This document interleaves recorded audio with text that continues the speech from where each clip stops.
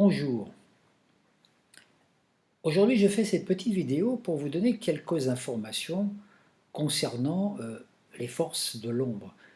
Certaines personnes me demandent qu'est-ce que c'est que les forces de l'ombre, les ténèbres, etc. Et des fois il y a une sorte d'incompréhension.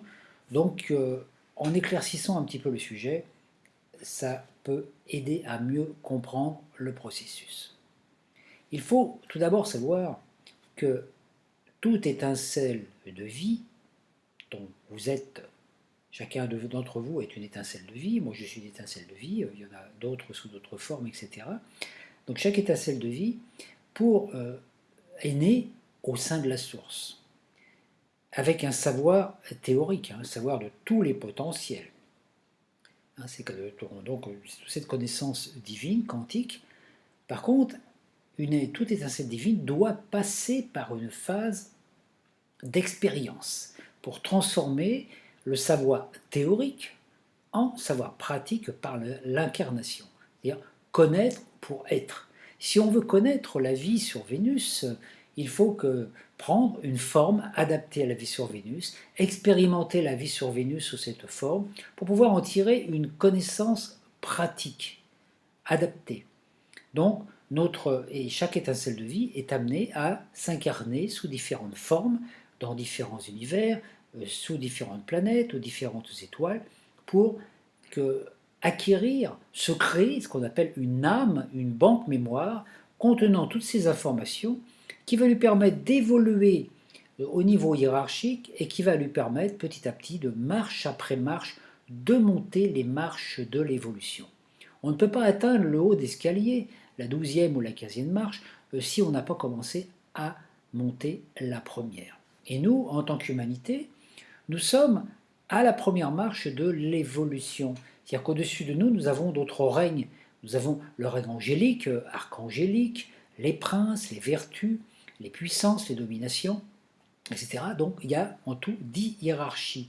Et pour atteindre la hiérarchie qui est en haut, qui est celle des séraphins, nous devons passer on peut dire, des épreuves initiatiques, donc faire des expériences. Or, nous, le premier travail que nous avons à faire pour monter à la marche supérieure, déjà dans la 2e hiérarchie, qui est la hiérarchie des anges, qui est la plus près de nous, qui est celle qui est en relation aussi avec les énergies lunaires et l'inconscient collectif, c'est dans cette 2e hiérarchie, dans cette vibration, que nous trouvons aussi cette énergie qu'on appelle le double angélique, dont j'ai parlé dans d'autres vidéos avec différents moyens de se reconnecter. Donc en fait, tant qu'on n'est pas reconnecté à ce double angélique par un acte de conscience, donc d'ouverture de conscience à l'invisible, automatiquement, on ne peut pas monter dans les hiérarchies. Donc, dès l'instant que vous êtes en contact avec votre double, quand vous lui demandez quelque chose de particulier, lui, il va envoyer l'information à la hiérarchie qui est prévue pour faire ce travail, car chaque hiérarchie a un travail particulier à faire. Il y en a qui travaillent sur la volonté, il y en a qui travaillent sur l'amour, etc. Chaque hiérarchie a son travail, comme dans une entreprise où chacun a son boulot.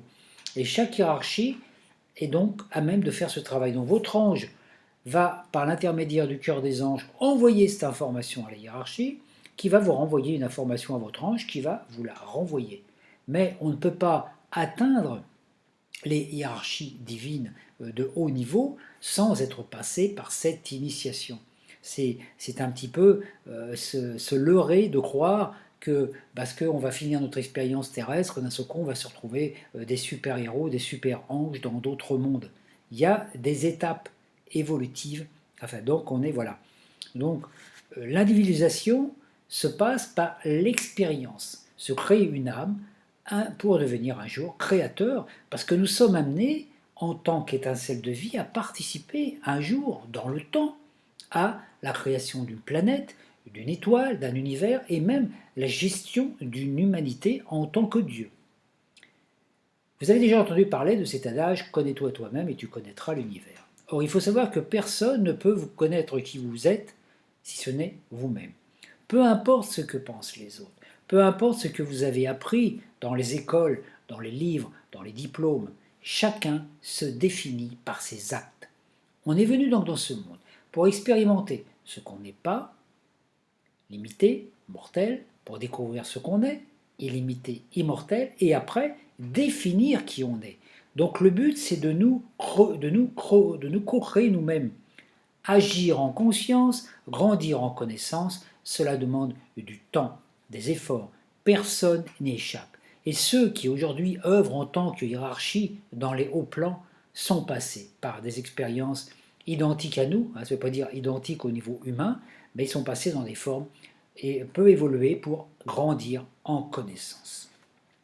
Donc ne pas se leurrer en pensant qu'ascensionner, c'est se dissoudre dans le tout, un nirvana illusoire ou devenir un super-héros doué de technologies de pointe se déplaçant dans un vaisseau spatial. Ça, ce sont des illusions. Le chemin est long, semé d'embûches, de pièges, mais pas après pas, marche après marche, apprendre et expérimenter pour comprendre. Si on prend un groupe de 20 hommes formés comme soldats et qu'on les met sur un terrain de combat, chacun va définir ce qu'il est par ses actes, son comportement et non ce qu'il a appris. Tous ont été instruits de la même chose. Certains vont être courageux, certains vont être intrépides, d'autres vont être couards ou peut-être vont fuir, ou d'autres vont avoir des mauvais réflexes. Vous voyez, c'est nous qui nous définissons par nos actes. Vous savez que nos pensées d'aujourd'hui créent la trame de notre destin.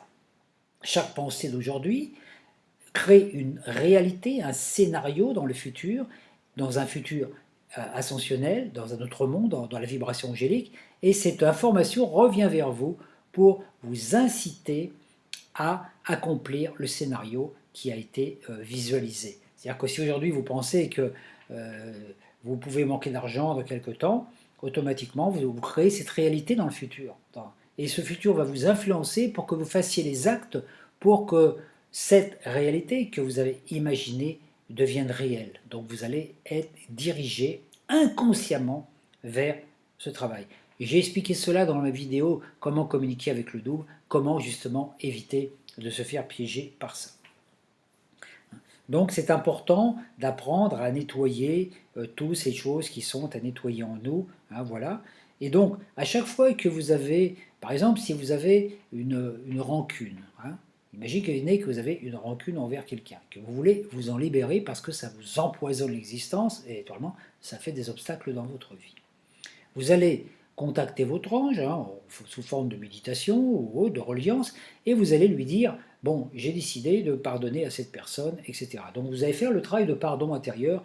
Je pardonne à cette personne, je me libère des liens karmiques et des liens avec cette personne. Votre double angélique va recevoir l'information le soir quand il va visiter votre corps pendant votre sommeil.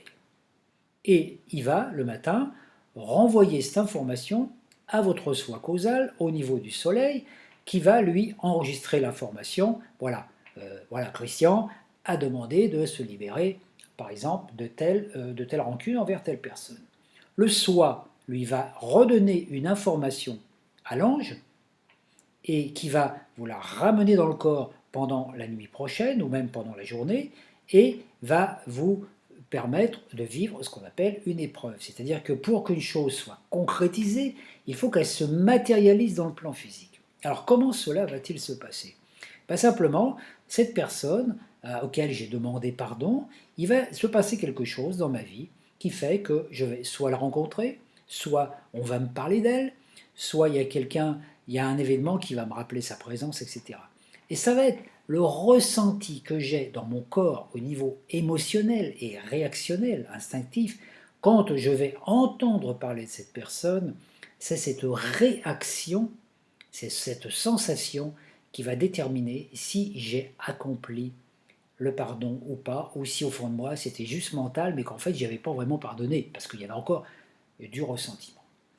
Mon ange, ma partie angélique, va enregistrer l'information, donc soit je suis libéré, soit le nœud émotionnel demeure, et va transmettre l'information à mon soi causal, qui lui va inscrire dans son programme la nouvelle information, c'est-à-dire s'il y avait plus cette rancune envers cette personne, il va désactiver le processus. Si la rancune n'est pas réglée, ça va rester inscrit dans mon programme et je vais vivre 2 expériences jusqu'à temps que le travail, je le fais. Donc on vient sur Terre pour dénouer tous les liens qu'on a créés avec ce monde. On a des sacs de nœuds à délier et c'est nous et nous seuls qui pouvons le faire. Toute thérapie, tout thérapeute que vous allez rencontrer va vous aider à voir certains nœuds que vous n'aviez pas à voir. C'est ça de miroir, mais c'est tout. C'est tout. Le travail, c'est vous qui pouvez le faire parce qu'ils font un acte de foi pour actualiser dans le corps. Donc dès l'instant qu'une information, alors dans cet exemple de rancune, par exemple, si j'ai pardonné à cette personne, eh ben peut-être que mon soi, il va me tester une fois ou deux, des fois 3 fois. 3 fois, on va me parler de cette personne, et puis si au bout de 3 fois, vraiment, je sens en moi que ça ne me dérange pas du tout qu'on me parle de cette personne, le soi va désactiver cette information, et j'aurai défait ce nœud. Et ça ne me perturbera plus ma vie. Si un jour je rencontre cette personne, j'aurai plus du tout de rancune ou de ressentiment vis-à-vis d'elle, et peut-être même deviendra-t-elle une amie. Donc c'est toujours face à l'épreuve que l'expérience se fait. Donc c'est à nous, comme ça, que petit à petit, on défait les liens et qu'on définit notre destinée. Car le but, c'est de devenir créateur de notre devenir. C'est nous qui décidons. Et notre soi ne crée notre destinée que par rapport à nous, ce que nous avons décidé, défini, actualisé par des actes. C'est la même chose qui se passe au niveau collectif. Les pensées s'unissent en égrégore, créant des trames collectives. Exemple, s'il y a 2000 humains qui pensent qu'il va y avoir arrivé une apocalypse à un endroit, on crée cette réalité dans le plan invisible, et ces 2000 personnes vont être incitées par inconsciemment à se diriger vers cet endroit pour qu'une apocalypse, une catastrophe par exemple, se déroule à cet endroit, mais simplement parce que les personnes ont nourri cet égrégore et que cet égrégore les a nourris et quelque peu manipulés. C'est pour ça qu'il faut faire attention à toutes les prophéties, parce qu'on peut se faire piéger comme ça et se faire embarquer dans une information qui est fausse, mais qui va devenir une vérité pour nous. Les hiérarchies supérieures organisent le monde à venir en accord avec nos pensées.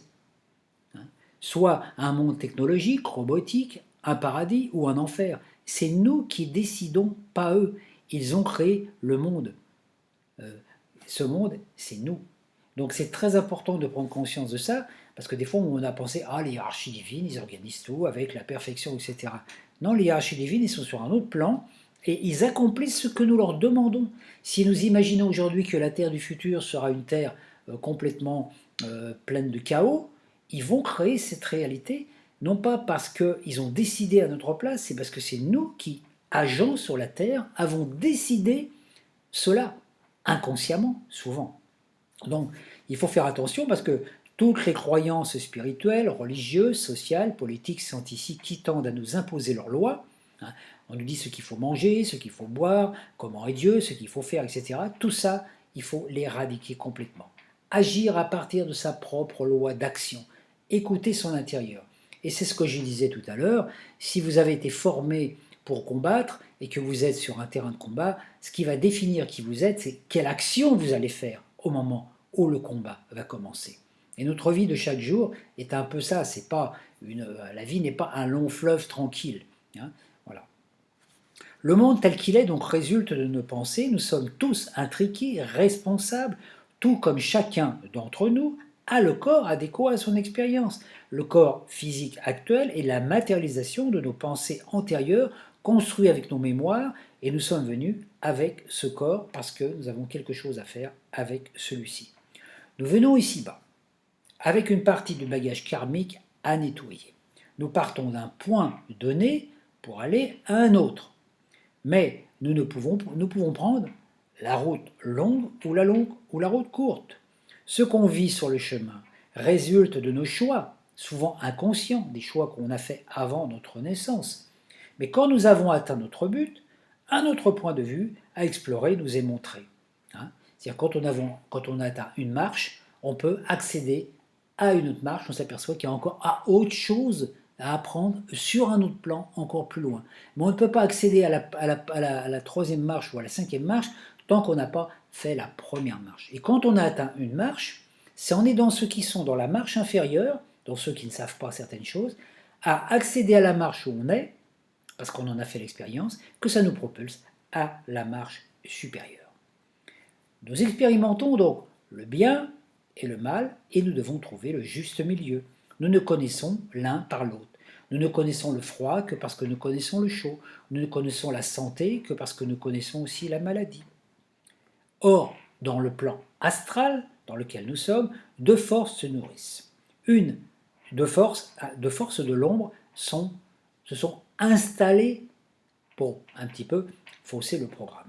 Une agit au niveau mental, l'autre au niveau émotionnel. Ce sont des forces, vous en avez peut-être entendu parler dans la Bible, qu'on appelle les forces rebelles, qui sont connotées sous deux noms, Ahriman et Lucifer. Regardez l'arbre de vie de la Kabbale. Vous voyez cet arbre, vous avez trois piliers. Vous avez ici le pilier droit, qui est le pilier de l'amour, avec Uranus, Jupiter, Vénus. Ici de l'autre côté, vous avez le pilier gauche, le pilier de la rigueur, Saturne, Mars, et ici Mercure. Et vous avez le pilier ici du milieu, où vous passez de la Terre à la Lune, au Soleil et à Neptune. Donc ces deux forces dont je viens de vous parler, elles sont symbolisées par ce côté-là et ce côté-là.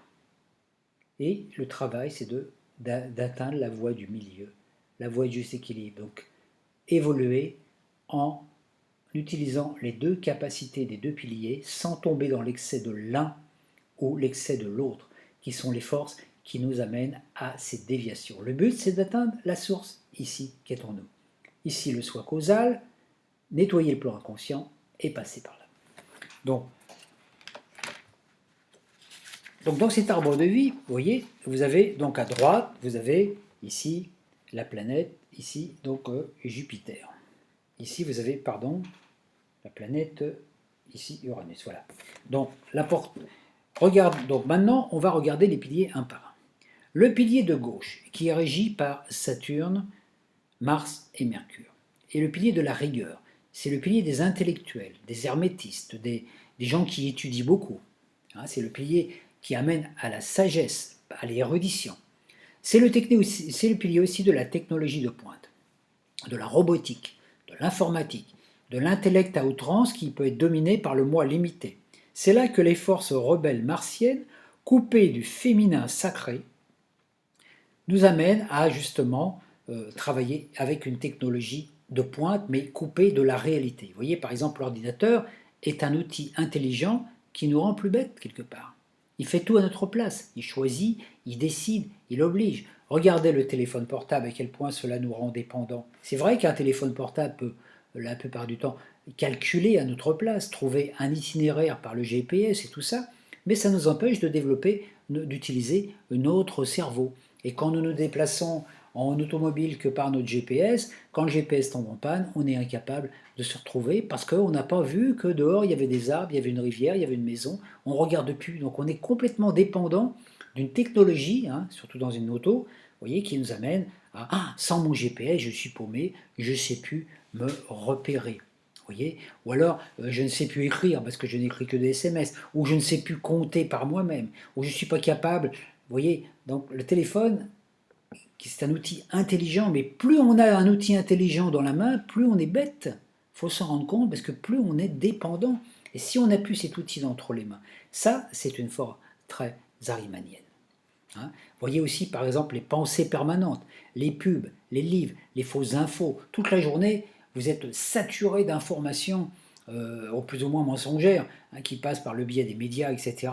Et la tête, elle est sans arrêt en train de calculer, en train d'étudier, voilà. Donc, quand on est dans un intellectualisme à outrance, on crée une société technologique complètement déviée, ahrimanienne, une société alien.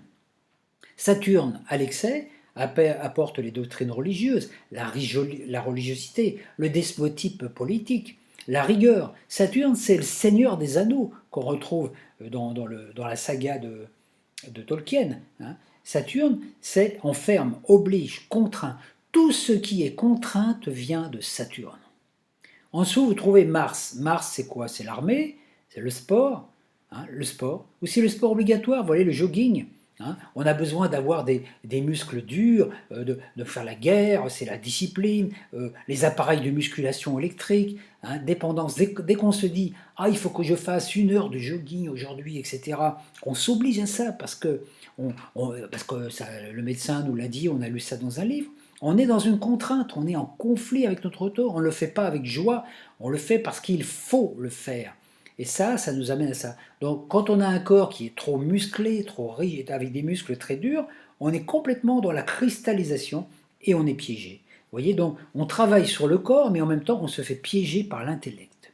Après, vous avez Mercure, justement la planète de l'intellect, des livres d'infos, les mots croisés, le sudoku, la culture générale, vous voyez, tous les quiz qu'on peut faire à droite à gauche. On a l'impression qu'on est intelligent parce qu'on connaît plein de choses et qu'on peut gagner des prix à la télévision en participant à des jeux. Mais ça, c'est de l'intellect humain, c'est des jeux de mots. Et ça ne nous apprend pas à être plus intelligents. On n'est que des singes savants, que des perroquets. Tous les gens qui gagnent des trucs dans les quiz sont des perroquets savants, rien de plus. N'importe qui voudrait s'y mettre peut le faire, mais c'est ça, c'est pas ça l'intelligence, c'est autre chose. Donc ça nous amène à savoir plein de choses sur la culture générale, mais à pas être capable de gérer notre vie. On peut par exemple aussi, spirituellement, avoir lu tous les livres spirituels de la Terre, tous les livres, les enseignements de tous les maîtres, Jésus, la Bible, etc. On peut tout savoir et être incapable de régir notre propre vie pour des petites choses toutes bêtes, toutes simples. Donc on est plein de pensées contradictoires. Ça agit sur quoi? Sur le système nerveux, le système musculaire, le cerveau, ça porte des tensions dans le corps astral, la violence, on se sent énervé, hein, excité, on a des problèmes de communication, des conflits d'idées, on est trop dans les pensées. Hein, voilà. Et donc, tout cela nous amène à quoi? À cette force arménienne, nous mène à une société technologique à outrance, robotique, un monde fermé sur lui-même, une terre cristallisée, où nous ne pourrons plus nous échapper. Nous serons prisonniers d'un cercle vicieux, hein, voire le Seigneur des Anneaux, justement, une vie de conflit, de guerre, de despotisme, d'esclavagisme, un monde où l'homme serait au service de la technologie. Hein, remarquez que c'est déjà fait. L'ordinateur décide à notre place, la télé nous enchaîne à des programmes, l'administration nous oblige à passer par des serveurs vocaux. Donc vous voyez, on est déjà bien embarqué dans ce truc d'esclavagisme. Et on imagine quoi? On imagine un monde demain où nous serions des super-héros qui combattrions des super méchants avec des super armes technologiques. Ça, c'est du pur astral. Et ça, c'est vraiment les forces arimaniennes qui agissent sur nous. Bon, c'est à nous de nous en affranchir, de faire attention à ne pas aller dans l'intellectualisme à outrance. Hein. Tout ça régit le côté gauche de notre corps et a des incidences très fortes, notamment sur la rate qui nous relie à toutes nos croyances du passé. Donc c'est un nettoyage à faire intérieurement pour arrêter de se remplir la tête de trop d'informations. De l'autre côté, vous avez le pilier droit qui est le pilier de l'amour. Sur ce pilier, c'est le pilier qui est en relation avec le plan émotionnel, donc avec l'énergie luciférienne aussi, hein, c'est l'occultation du cerveau gauche. Là, pas de livre, pas de bouquin, pas de plaisir. Ah, on n'en veut pas. C'est juste le plaisir. Une religion qui fait planer la drogue, l'alcool, le sexe, mais aussi le désir de fusionner dans le tout, de disparaître, donc de ne rien emmener comme connaissance pour l'âme. Un désir de fusionner dans l'âme de Gaïa, de faire un avec elle, de se dissoudre et de perdre toute identité et toute liberté d'être. Voyez par exemple à l'époque des Cathares, par exemple, les Cathares qui étaient des êtres qui étaient dans une doctrine religieuse qui les amenait à autre chose, les Cathares avaient pris conscience, étaient persuadés que le corps était quelque chose qui avait été créé par Lucifer. Et pour ne pas permettre justement à cette force de se manifester sur Terre, qu'est-ce qu'ils acceptaient? Ils acceptaient de détruire leur corps. Hein, leur corps, ils offraient leur corps en holocauste au feu quand ils étaient arrêtés. Et en fin de compte, ça ne les libérait pas. La preuve, c'est que la plupart des cathares de cette époque sont réincarnés. Il y en a plein de gens, vous entendez, genre, ah, moi j'étais cathare dans ma vie antérieure. Oui, ben, ça veut dire que le truc, il n'a pas marché quand même. hein. C'est donc important de voir à quel point on peut se faire piéger par des religions, par des croyances, aussi bien que par de l'intellect. Alors vous trouvez sur ce pilier Uranus. La notion, Uranus, c'est liberté, égalité, fraternité. Dans son côté inverse, Uranus, c'est la révolution violente, la révolte, les chaos mondiaux, la bombe atomique, vous voyez. Et sur le corps, c'est le système circulatoire qui est perturbé et notre cerveau droit, notre cerveau intuitif, réceptif, féminin, qui nous relie à la source. Jupiter, dans son aspect négatif, c'est les dogmes religieux qui agissent au niveau des rituels, les émotions, le Vatican, hein, la religion basée sur l'émotionnel, les croisades, les conflits religieux, sans comprendre vraiment le sens des mystères, puisque c'est un pilier sur lequel on n'étudie pas. Vous voyez, comme celui du Golgotha, où c'est le pilier des mystiques aussi. Vous voyez, le mystique qui va souffrir dans son corps, qui va voir Jésus sur la croix, par exemple, qui va s'identifier à Jésus sur la croix, et qui va finir par avoir des stigmates dans son corps, par autocontemplation, etc., en pensant qu'en étant ainsi, il aide l'évolution, la conscience christique. Et non, c'est simplement un processus de transposition. On n'a pas besoin de ça, on n'a pas besoin de porter une croix, on n'a pas besoin de se faire crucifier, on n'a pas besoin d'être des martyrs pour aller vers le divin. Et ça, c'est encore des croyances religieuses, vous voyez, alors que le mystère du Golgotha, donc la crucifixion de Jésus, porte un message initiatique de transmutation alchimique. Et tant qu'on n'a pas compris ça, on se fait piéger. L'inscription qu'il y avait au sommet de la croix de Jésus, INRI, Jésus Nazareth, roi des Juifs, ça c'est pour le profane. Alors qu'en alchimie, ça veut dire, c'est vraiment igné, naturé, rénovateur, intégré, qui veut dire la terre entière est rénovée par le feu, c'est-à-dire par l'esprit. C'était le travail de Jésus. Donc le mystère du Golgotha est quelque chose de compréhensif. Vous voyez, hein, il faut arriver à comprendre les mystères divins, pas rester dans le côté statique en écoutant les trucs religieux et puis se baignant, aller à la messe le dimanche, écouter juste les trucs sans rien comprendre de ce qui est dit, en restant dans une espèce de superficialité.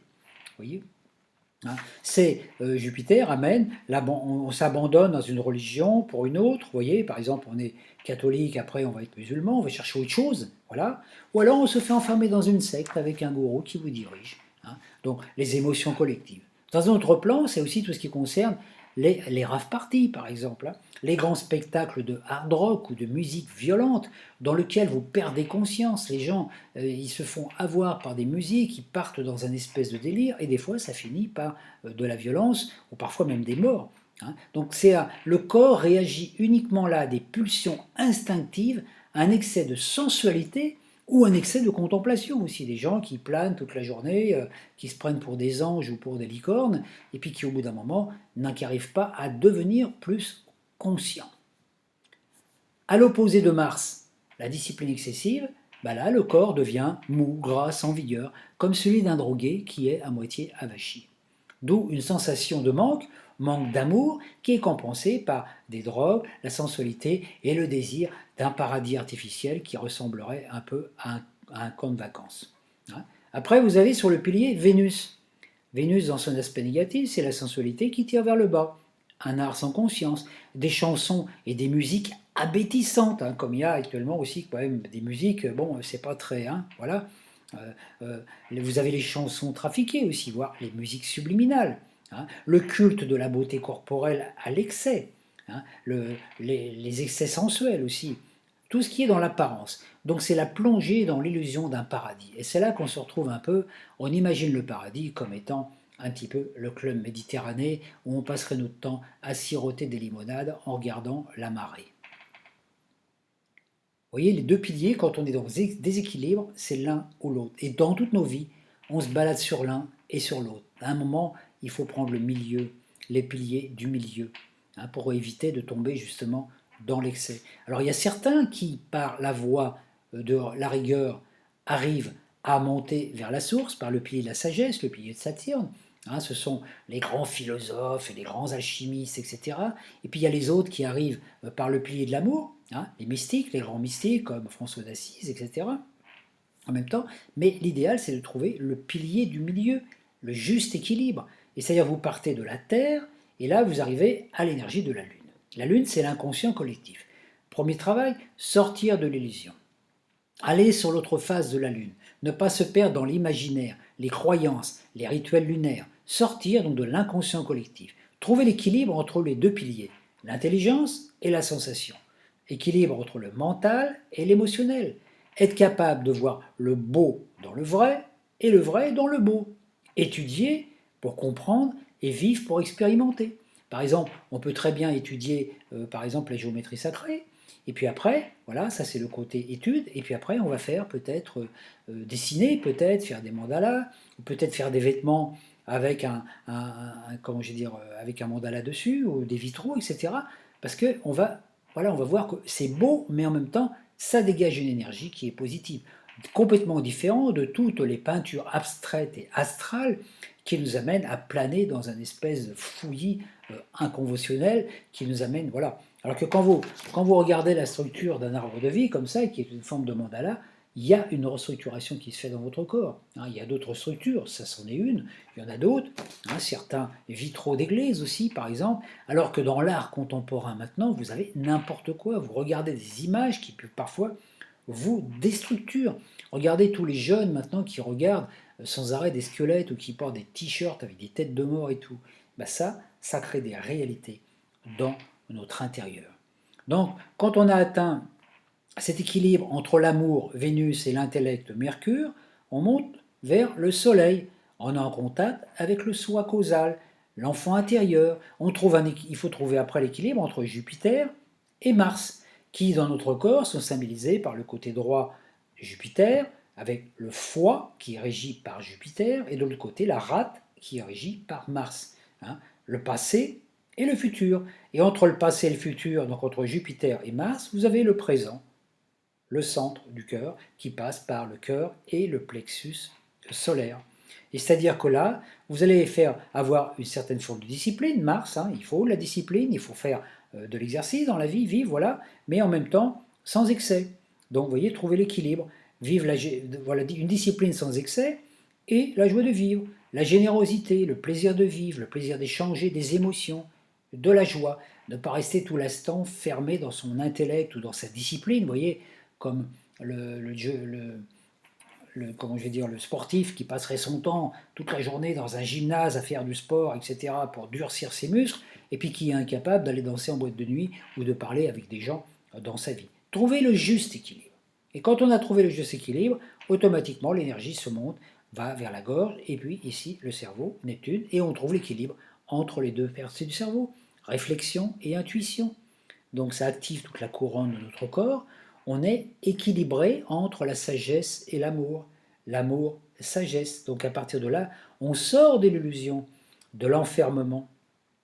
Nous sommes une race qui vivons la cinquième époque qu'on appelle l'époque post-atlantéenne, parce qu'en nous, il y a des mémoires de l'époque atlante qui sont en train de se révéler. Nous pouvons donc créer une société complètement technologique qui va nous amener à la destruction, ou une société complètement larguée qui pense qu'au plaisir, la sensualité, la drogue, l'alcool, etc., etc., etc., ou je vous dis les rave parties par exemple, toutes ces choses-là.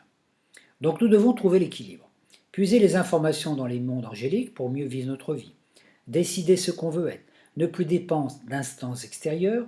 Nous autoconstruire individuellement. Émettre des intentions et passer à l'action. Ceci permet de sortir de l'humanité animale inconsciente et de participer à la création de la nouvelle humanité. Parce que les hiérarchies vont travailler à partir des informations qu'on va leur envoyer. L'ignorance maintient dans l'illusion. Seul un initié peut sortir du piège en s'unissant à nouveau aux hiérarchies et ainsi remonter l'échelle de l'évolution. Le premier travail, c'est donc de contacter l'ange gardien, qui est aussi votre double angélique, qui vous met en contact avec les anges et avec les autres hiérarchies. Donc le premier travail qu'on a à faire, nous en tant qu'êtres humains, là, avant de vouloir maîtriser tous nos corps, déjà le corps éthérique, le corps énergétique, le corps vital, le purifier de toutes les mémoires qui nous ont amenés à créer ce sac de nœuds émotionnels. Voilà. Donc déjà acquérir, vivre dans un corps d'homme avec en affinité avec sa dimension angélique. Donc être des anges incarnés dans des formes humaines. Donc c'est déjà un lien entre la 10e hiérarchie, la nôtre, et la 9e. Donc on agit comme des anges, c'est-à-dire qu'on est des gens équilibrés, etc. Et on ne participe plus à l'humanité animale inconsciente, violente, revendicative, etc., hein, qui tombe dans ces deux excès dont je vous ai parlé. Seule une science spirituelle permet l'envol, la connaissance profonde et non pas uniquement du plan physique, mais du plan physiologique. Voir le rapport de l'homme avec le cosmos, le rapport des organes avec les planètes, à l'univers, comment est formé le corps, quelle est l'influence des couleurs, des sons, des ondes de forme sur notre corps, parce que la santé physique et physiologique de notre corps dépend de notre état psychique. Si notre état psychique est dans une zone de souffrance, nous vivons dans un corps d'illusion, un corps de souffrance totalement illusoire qui nous amène à souffrir. Mais la souffrance nous amène à découvrir qu'il y a autre chose derrière, parce que des fois, on peut guérir une maladie physique, hein, et s'apercevoir qu'on a encore mal, vous voyez, par exemple, alors que mécaniquement tout est en place, pourquoi y a-t-il encore une souffrance? Or, il n'y a rien qui se manifeste dans le corps psychique qui auparavant ne se manifeste pas dans le corps psychique. Et c'est dans le corps psychique, en relation avec le plan astral, qu'il y a ces deux interférences. Donc vous voyez, c'est pas de rejeter l'intellect ou de rejeter les émotions et les sensations, le corps ou l'intellect, c'est pas de lutter contre les forces arimaniennes ou lucifériennes, non, c'est de trouver le juste équilibre. Prendre les informations qui nous intéressent. Par exemple, dans la technologie nous donne accès à l'ordinateur. Un ordinateur peut vous aider à évoluer, à faire des prises de conscience, à comprendre des choses, mais si vous passez toute la journée sur l'ordinateur à regarder ce que dit hein, Pierre, Paul, Jacques, et puis peut-être moi aussi, hein, voilà, ben vous allez vous trouver peut-être noyé dans un flot d'informations, mais qu'est-ce que vous allez en faire hein?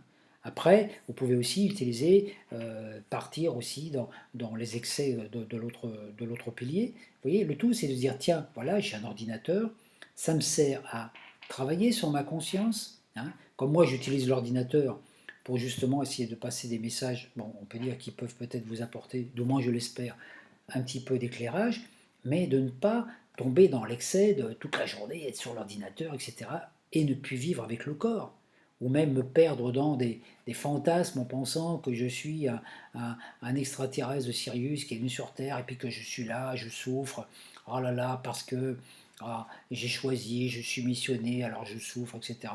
Faut arrêter tous ces trucs-là. Peu importe, on est tous des êtres de lumière qui viennent des autres plans, mais sur la Terre, on est tous des hommes, et ce qu'on nous demande maintenant, c'est de devenir des véritables humains, que l'on soit homme ou femme. Et c'est pour ça, c'est pour vous inviter à être dans cette dynamique que j'ai fait aujourd'hui cette vidéo, qui j'espère vous apportera des informations. Alors n'hésitez pas à me faire des commentaires ou à poser vos questions si vous en avez. C'est avec plaisir que j'essaierai d'y apporter peut-être un petit peu plus de clarté si mes propos n'ont pas toujours été clairs. Merci, à très bientôt.